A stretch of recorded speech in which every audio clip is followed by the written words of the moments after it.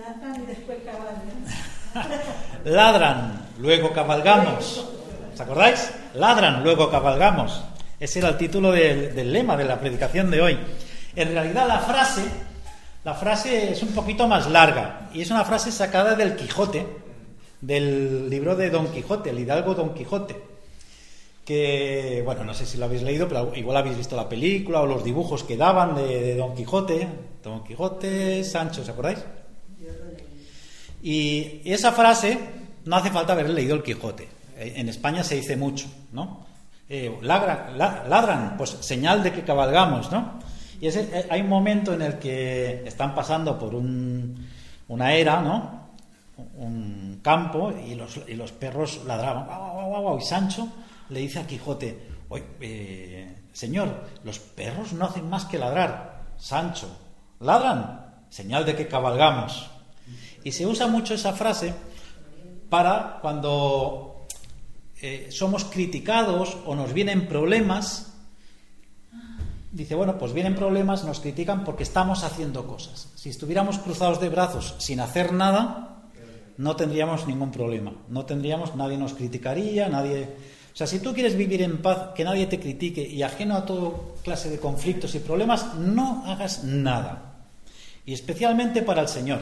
Tú ponte a hacer algo para el Señor, que automáticamente vas a tener gente que te critique y gente que te diga cómo lo tienes que hacer. O problemas. Van a venir problemas porque el diablo no quiere que hagamos cosas para el Señor. Es evidente, ¿no? Y entonces van a venir problemas. Pero claro, también es verdad que hay hermanos que quisieran servir o quisieran descubrir un poquito dónde Dios los quiere utilizar y se ven en la tesitura, ¿no? De que, bueno, es que a mí ni me ladran, ni tengo problemas, ni me critican, pero yo me gustaría servir, pero es que no me veo capaz, no me veo lo suficientemente apto para servir al Señor. ¿Quién soy yo para servir al Señor? Podría decir alguno, ¿verdad? Con las cosas que yo he hecho, o lo poco preparado que estoy, o lo que sea. ¿Cómo quisiera yo que me ladraran? Diría alguno, ¿verdad? ¿Cómo quisiéramos que nos ladraran?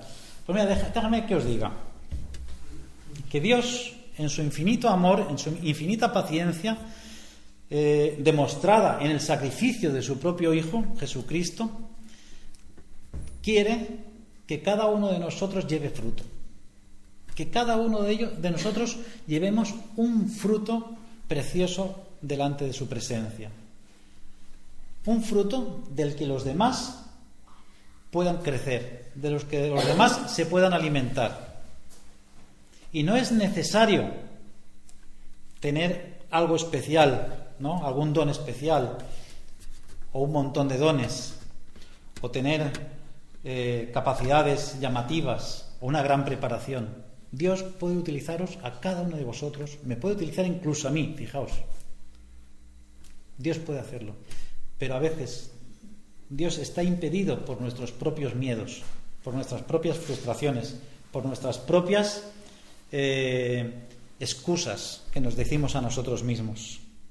Porque en esa conversación interna que llevamos todos nosotros, a veces nos decimos esas excusas para no hacer lo que nos gustaría hacer para Dios, o para no dejarnos usar por Dios, ¿verdad? A veces son legítimas. A veces nuestra vida ha estado tan desordenada o tan descuidada, o hemos perdido tanto el tiempo que pensamos, bueno, pues Dios poca cosa va a hacer conmigo a estas alturas, o el precio que yo tendría que pagar para que Dios hiciera algo conmigo es tan grande que no vale la pena. Ya es tarde. Y nada más lejos de la realidad. De hecho, si miramos la Biblia, Dios a los que ha utilizado más grandemente eran a los que habían caído más abajo. Pablo era asesino. Pablo era un asesino de cristianos. ¿Qué hay peor que eso? A mí se me ocurren pocas cosas, ¿eh? Él perseguía a los cristianos y los mataba de la peor manera que había. Los crucificaba, los quemaba, los apedreaban. Este era Pablo, el que escribió la mayoría de las cartas del Nuevo Testamento. Pero hay un momento que Dios lo llama. Dice, no me importa cómo tú eres, Pablo, yo te voy a usar. Eso lo digo yo para que se entienda más claro. Y Pablo le costó caer y arrepentirse y reconocer que Jesús era el Mesías que estaban esperando. Pero Dios usó a un asesino, y usó a adúlteros, y usó a sinvergüenzas, y usó a ladrones como Zaqueo, como Mateo. Y así está la Biblia llena de gente que cometió tremendos errores en la vida y los usó de manera poderosa. ¿Cómo no nos va a usar a cualquiera de nosotros que somos aficionados? Que pecamos poquito. ¿Cómo no nos va a usar a nosotros, verdad? Siempre he dicho que una de las preguntas que hacemos en evangelismo explosivo a los que se están capacitando es: ¿por qué crees que no predicamos el Evangelio? ¿O por qué crees que no predicas el Evangelio? Y una de las respuestas que más veces venían, que más veces contestaba la gente, era porque no me siento capacitado o porque no estoy totalmente a punto.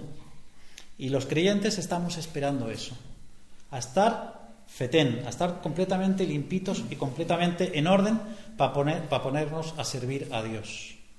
Y como muchas veces he dicho aquí, la frase de mi abuela, que debería estar en la Biblia: manos ocupadas, mente despejada. Y vamos a ver cómo, de una manera sencilla y clara, cómo Dios puede utilizarnos más de lo que nos pensamos y cómo podemos alejarnos sin ningún esfuerzo de aquellas cosas que nos apartan, nos atan o nos cuesta luchar contra ellas. Porque la mayoría de los cristianos nos hemos pasado toda nuestra vida luchando con cosas que no debemos de hacer para poder hacer luego lo que sí que debemos de hacer. Y ahora vamos a ver cómo esa es una forma de actuar un poco errónea. No me queméis todavía, vamos a averiguar. Y vamos a leer aquí unos pasajes que tenemos más que de sobras leídos, para ver la diferencia que hay entre andar en la carne y andar en el Espíritu. Porque yo creo que uno de los grandes líos que nos hacemos en la cabeza como creyentes es que quizás sí sabemos un poquito qué significa andar en la carne, porque es bastante identificado, ¿no? Pero nos hacemos un lío con lo que significa andar en el Espíritu. Y consideramos que andar en el Espíritu tiene que ver con algo místico, algo lleno de unción, algo lleno de poder, algo lleno de algo especial por parte de Dios. Y vamos a ver que es algo tan humano, porque si no, Dios no nos lo ordenaría a todos, como puede ser andar en la carne. Por lo tanto, vamos a leer en Gálatas, capítulo 5,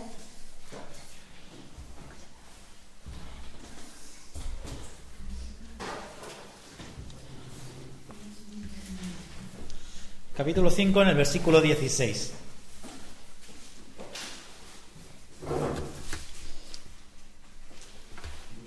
Y ya os advierto que si le pedimos al Señor que nos ayude a que estos textos que vamos a leer hoy se integren de alguna manera en nuestra vida, vamos a caminar por este mundo sabiendo identificar cuando estamos caminando en la carne y cuando estamos caminando en el Espíritu.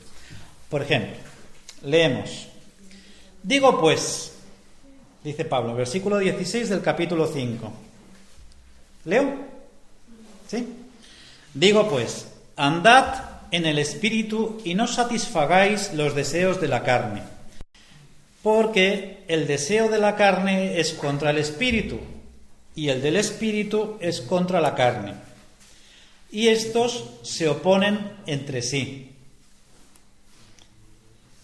para que no hagáis lo que quisierais. Vuelvo a leer este versículo, ¿vale? Por si acaso no se ha entendido bien. Atención, que luego pregunto. Porque el deseo de la carne es contra el Espíritu y el del Espíritu es contra la carne. ¿Hasta ahí bien? El deseo del Espíritu es contrario, empuja al deseo de la carne, va en contra. ¿Sabéis el juego ese de la cuerda? ¿No? Que cada uno tira de un lado de la cuerda, ¿verdad? Pues imaginaos ese juego y la carne los deseos de la carne tirando hacia un lado y los deseos del espíritu tirando hacia otro.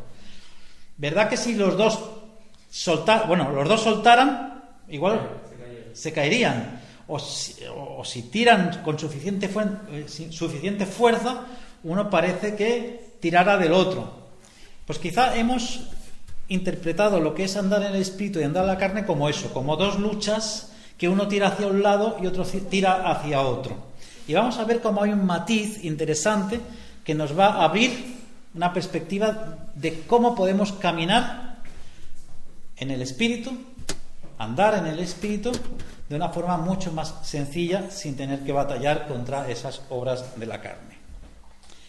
Porque el deseo de la carne es contra el espíritu y el del espíritu es contra la carne, y estos se oponen entre sí, para que no hagáis lo que quisierais. Pero si sois guiados por el espíritu, ya no estáis bajo la ley, es decir, bajo las normas.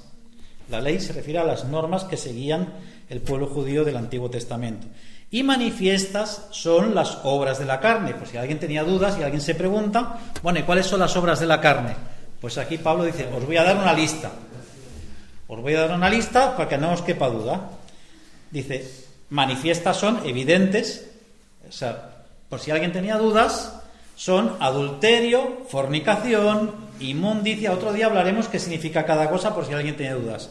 Adulterio, fornicación, inmundicia, lascivia, idolatría, hechicerías, enemistades, pleitos, celos, iras, contiendas, disensiones, herejías, envidias, homicidios, borracheras, orgías, y por si se ha dejado algo, y cosas semejantes a estas.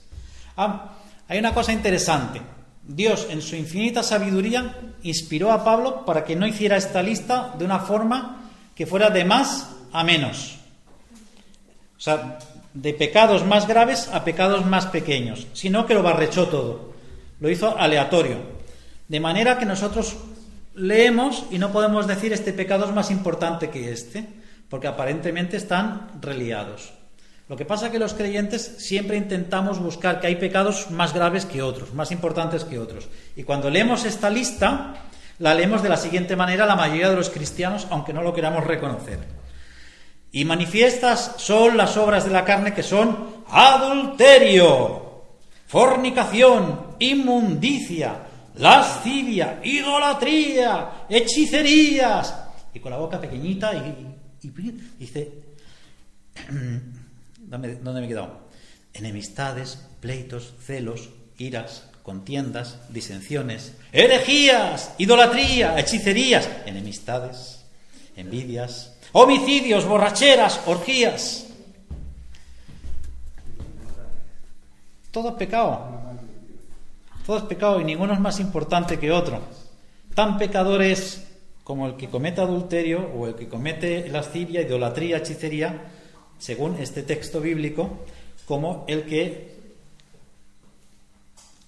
persevera en la enemistad, en los pleitos, o sea, en las peleas, en los celos, en las explosiones de ira, en las contiendas, en las discusiones o en las envidias. Tanto es andar en la carne una cosa como en la otra. Pero los creyentes, por la razón que sea, porque arrastramos de la cultura católica romana la de acusar a la gente por sus pecados y clasificarlos de mayor a menor, de más graves a menos graves, los pecados veniales, los pecados mortales, ¿os acordáis? Los que habéis estado en el catolicismo, tenemos la costumbre de que, bueno, si alguien tiene una enemistad con otro, pues no es tan importante. Pero, hombre, pues si alguien fornicó, eso necesita purgatorio. Y Dios los perdona a todos por igual. Y los acusa a todos por igual. Y eso es muy interesante, porque todo esto se opone contra el espíritu, contra caminar en el espíritu. ¿Qué pasa? Que la mayoría de los creyentes andan luchando toda su vida contra alguna de estas tentaciones o alguno de estos pecados, ya sea el adulterio, fornicación, la lascivia, herejías, homicidios, no creo que haya ninguna aquí, pero contra las envidias, los celos, los pleitos, las disensiones. Y ahí andamos los creyentes, peleándonos con esas cositas y luchando personalmente para superar alguna de esas. Y hay una muy interesante, que son las explosiones de ira, ¿no? Que yo creo que eso es como muy evangélico, ¿verdad? Y también está... Voy a beber mientras se aclaran. No peleéis, que está en la lista. Ahora bien, fijaos que normalmente, a pesar de que hay estas listas bien claritas en la Biblia, los seres humanos, la religión, tendemos a ampliarlas además. O sea, por si hubieran pocas en la Biblia, los hombres, la religión, los religiosos en general, aún aumentan. Y no sé si os he contado alguna vez, los fariseos, los saduceos, todas estas denominaciones que habían judías en tiempo de Jesús, seguían los 10 mandamientos de Moisés, más todas las normas del Antiguo Testamento, que eran 613. Y ellos estaban bien orgullosos de que las cumplían a rajatabla cada una de ellas. Eran un poquito hipócritas, ¿no? Pero aparte, ahora veremos por qué. Pero aparte de cumplir esas 613, a ellos les parecían pocas que aún las complicaban más, como el sábado, guardar el sábado. La Biblia dice que debemos de guardar el sábado y poquitas explicaciones más da en la ley de Moisés. O sea, para los judíos era muy importante guardar el día sábado. Pero los fariseos se juntaron por ahí y pusieron, bueno, pues hay que guardarlo y además hay que guardarlo de determinada manera. No te puedes vestir de esta manera el sábado. No puedes caminar más de 1 kilómetro en sábado, porque hay que guardar el sábado no se trabaja, así que caminar más de 1 kilómetro, 2000 codos, era pecado para un fariseo. O ponerse a escribir más de una página era considerado pecado, porque eso ya era trabajo. Se consideraba que no era trabajo si no era más de una página. O leer más de 2 páginas era pecado, porque eso ya se consideraba un esfuerzo. Hasta llegaron, incluso hay algunos que llegaron a calcular cuánto debía de pesar la cuchara con la que se comían el potaje, si era un esfuerzo o no era un esfuerzo. Fijaos hasta qué punto de religiosidad había. Pero bueno, no es descabellado, porque en el mundo evangélico nos hemos encontrado con cosas así de absurdas. Yo me he encontrado iglesias que, bueno, no solo les basta que el versículo bíblico ponga que las mujeres no vistan ostentosamente, sino decentemente, y como no pone nada más, dice, pues nosotros tenemos que decir qué significa decentemente. Pues no debe de ir pintada, no se debe de teñir, no debe de llevar aretes, no debe llevar pantalones, no debe de ir a la playa, no debe de. Y así somos los evangélicos en muchos casos, no es el caso aquí. Que la Biblia dice una cosita y nosotros la ampliamos muchísimo más por si se nos había olvidado poner algo. Hay iglesias donde no se puede ir si no vas con traje y corbata, porque vas a la casa del Señor. En ningún lado lo pone, simplemente que vayamos ordenados y decentemente. Y así con muchas cosas. Somos religiosos por naturaleza e intentamos añadirle a la Biblia muchas más normas. ¿Qué pasa con todo eso? Que nos encontramos, y luego nos preguntamos por qué los adolescentes se van de las iglesias en cuanto son un poquito grandes. No me extraña, es que ya bastante complicado parece seguir las escrituras como para que encima le añadamos un montón de normas, cómo se ha de cantar, cómo no se ha de cantar, cómo se ha de leer la Biblia, qué versión de la Biblia hay que leer, 1000 cosas, de cómo hay que vestir, cómo no hay que vestir, cómo hay que hablar, cómo hay que peinarse, cómo hay que teñirse, cómo... un montón de cosas. La música que se escucha, si se va al cine, si no se va al cine, qué películas ver, qué música escuchar, que si se va a la playa, que si no se va a la playa, que si se toma vino, que si no se toma vino. Es una locura. Hemos convertido la religión sencilla de Cristo en algo muy complejo y muy difícil de seguir. Y ahí nos encontramos en las iglesias, que hay jóvenes que dicen, yo no voy más a la iglesia. Eso es una pandilla de locos, que es muy difícil. Si eso es ser cristiano, eso es muy difícil. Y la Biblia es mucho más sencilla. Y mucho más sencilla si ahora, como vamos a ver, comprendemos que para ser un buen cristiano, para crecer en la vida cristiana, no es necesario empezar por ahí. Aunque sí, que hay que trabajar en esas debilidades y en esas cosas que nosotros debemos de cambiar y eliminar del viejo hombre.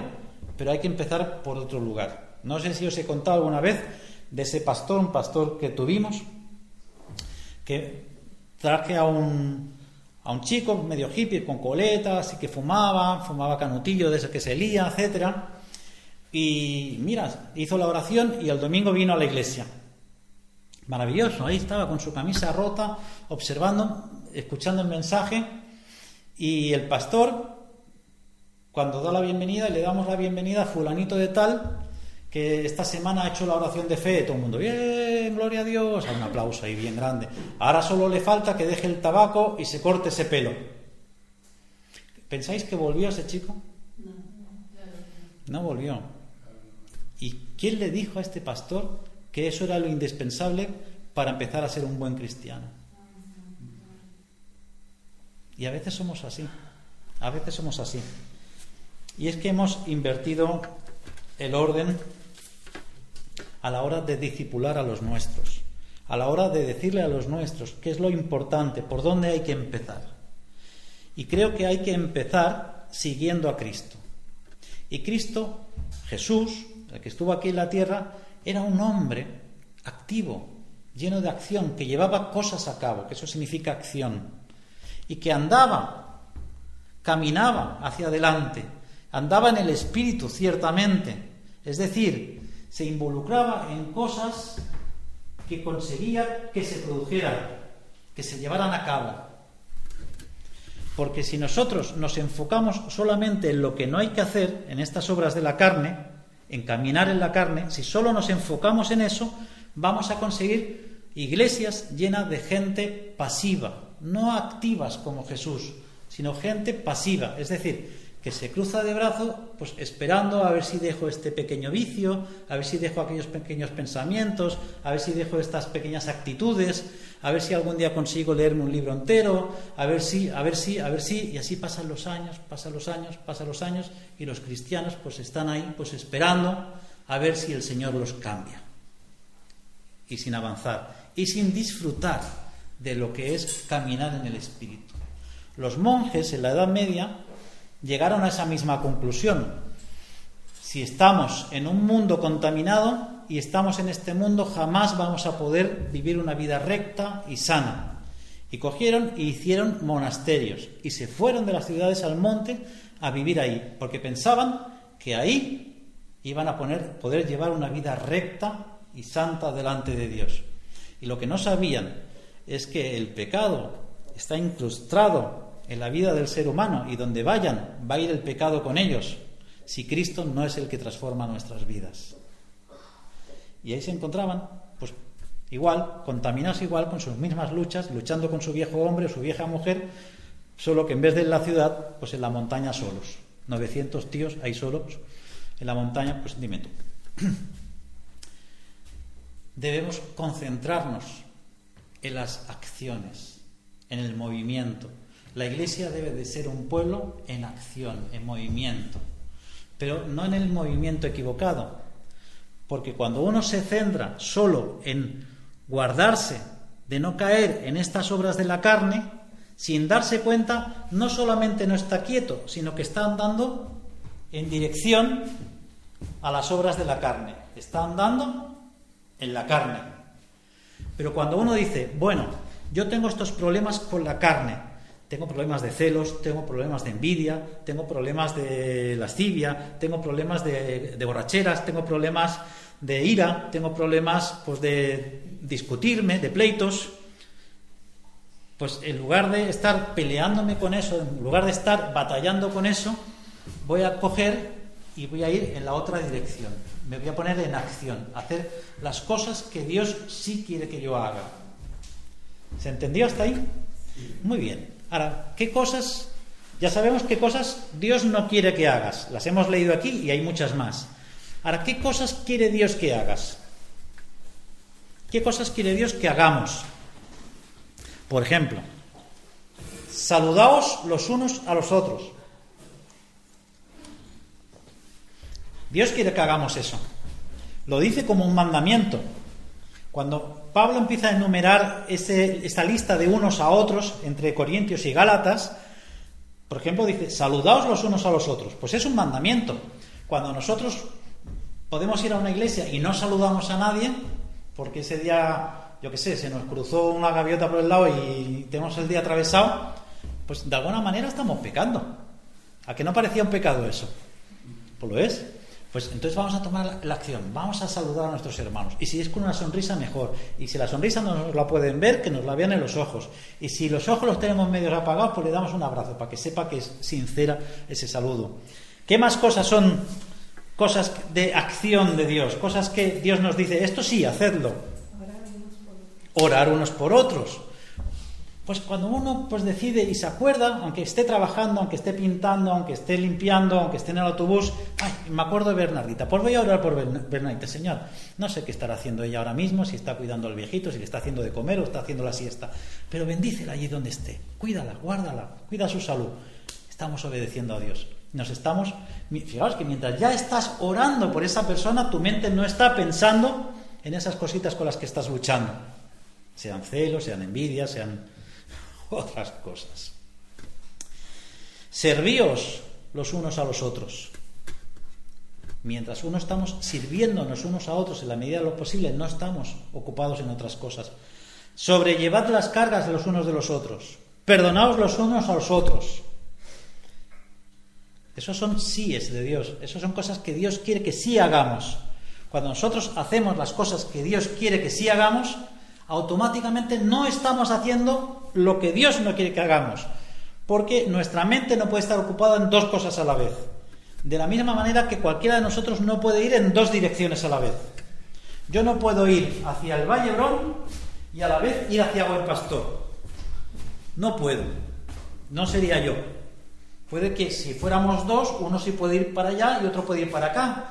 Pero hasta donde yo sé, nosotros somos indivisibles. ¿Verdad?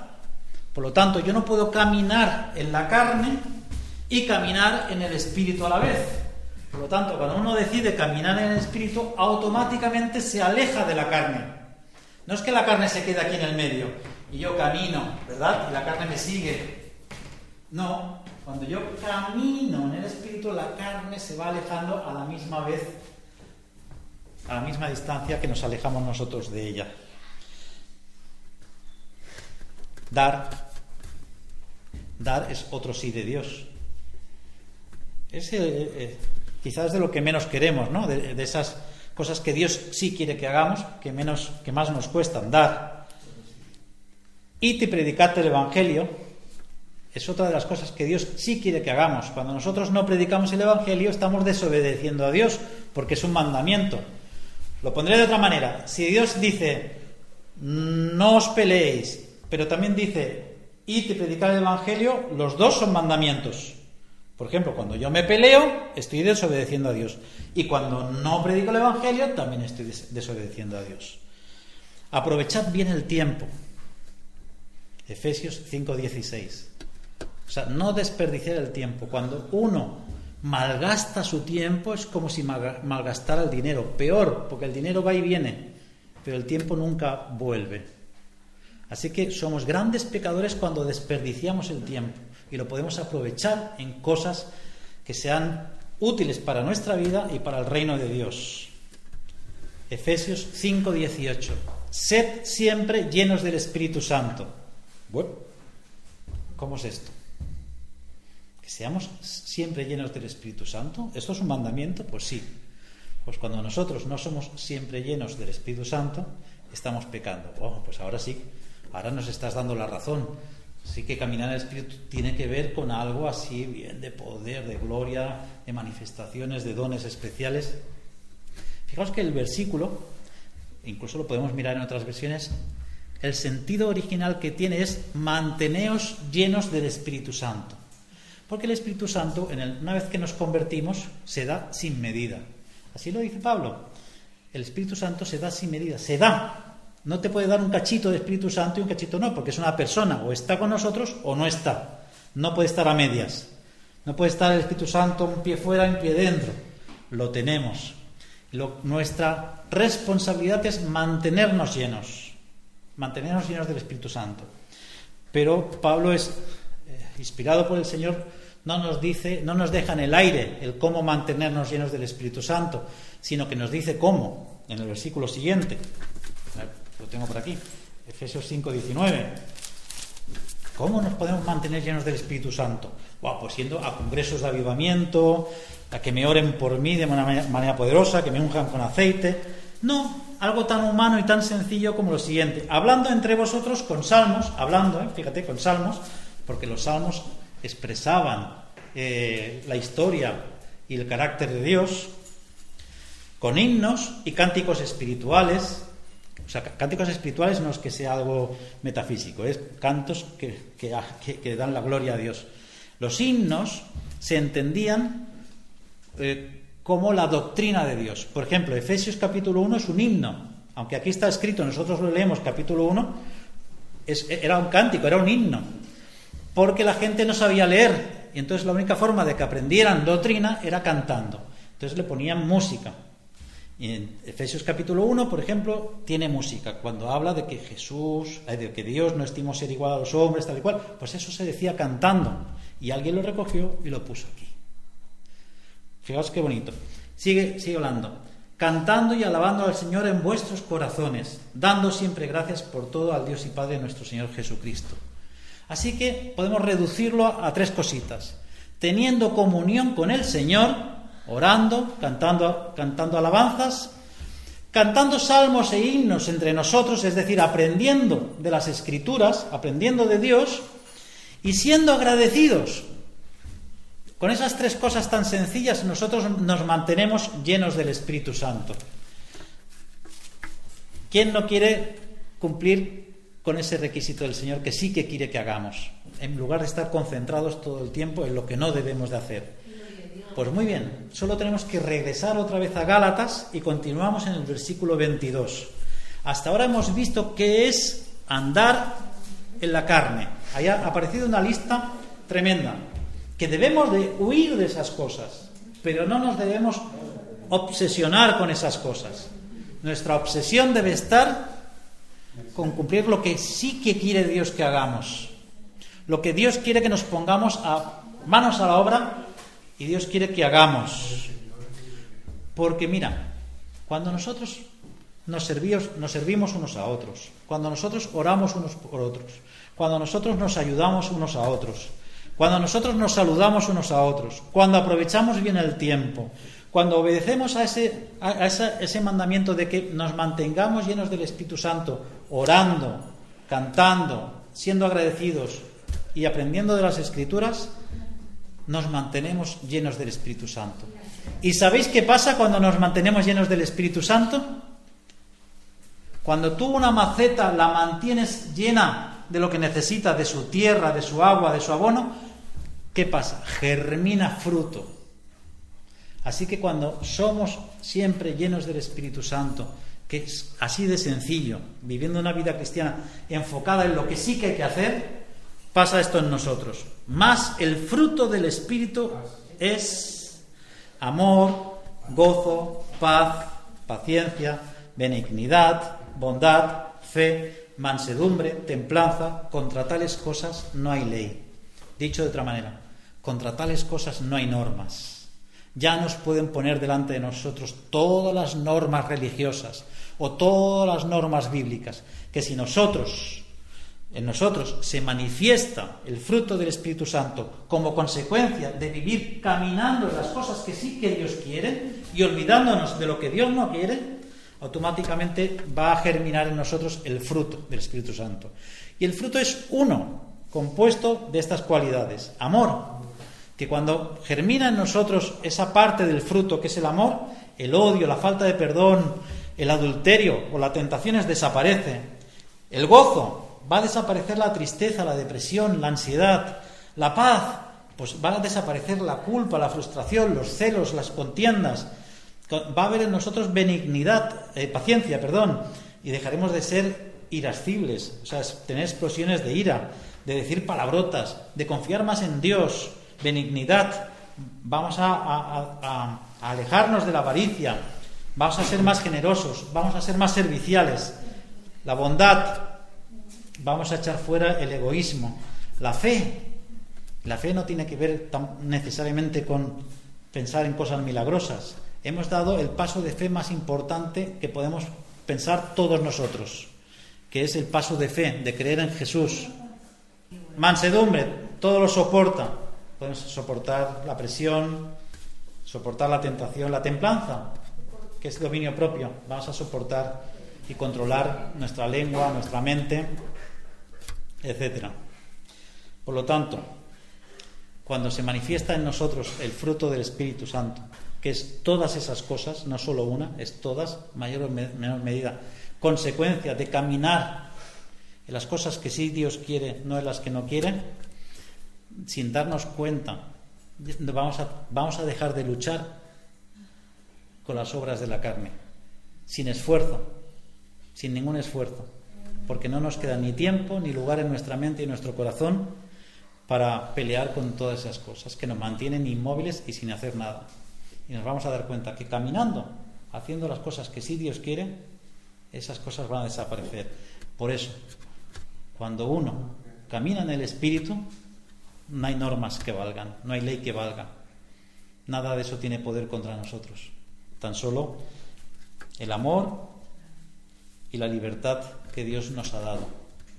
Y yo creo que eso es lo más importante, ¿no? Que de ver cristianos que caminan en libertad y de cristianos que caminan gozosos y alegres porque ya entendieron que no hay que luchar con estas cosas que nos preocupan y que no debemos de hacer, sino que van desapareciendo solas a medida que caminamos en la dirección correcta. ¿Amén? Muy bien.